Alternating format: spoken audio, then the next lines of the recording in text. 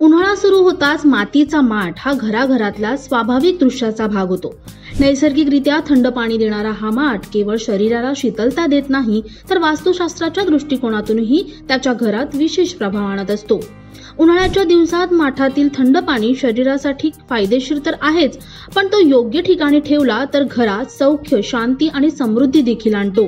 मात्र हा माठ जर चुकीच्या दिशेला ठेवला तर त्याचा विपरीत परिणामही होऊ शकतो।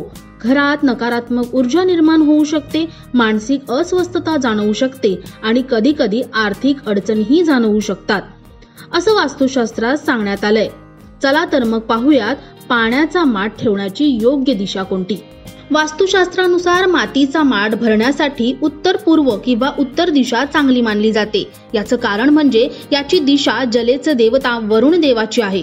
त्याचबरोबर उत्तर पूर्व किंवा उत्तर दिशेला माठ ठेवल्याने देवी लक्ष्मीचीही कृपा राहते आणि घरात सुख समृद्धी निर्माण होते। वास्तुशास्त्रानुसार यामुळे घरात सकारात्मक ऊर्जा निर्माण होते। वास्तुशास्त्रानुसार घरात मातीचा माठ कधीच रिकामा ठेवू नये, असं करणं अशुभ मानलं जातं। त्यामुळे माठात नेहमी पाणी भरून ठेवा। पाण्याचा माठ रिकामा ठेवल्यास घरात दारिद्र्य येते। याचबरोबर पाण्याचा माठ नेहमी स्वच्छ राहील या गोष्टीकडे सुद्धा लक्ष द्या। तसेच अशुद्ध ठिकाणी जसे की शौचालयाच्या जागी, बुटांच्या जागी पाण्याचा माठ ठेवू नका, यामुळे नकारात्मक ऊर्जा निर्माण होते। आजचा व्हिडिओ तुम्हाला कसा वाटला आम्हाला कमेंट्समध्ये नक्की कळवा आणि अशाच नवनवीन व्हिडिओंसाठी आमच्या नवशक्ती YouTube पेजला लाईक, शेअर आणि सबस्क्राईब करायला विसरू नका।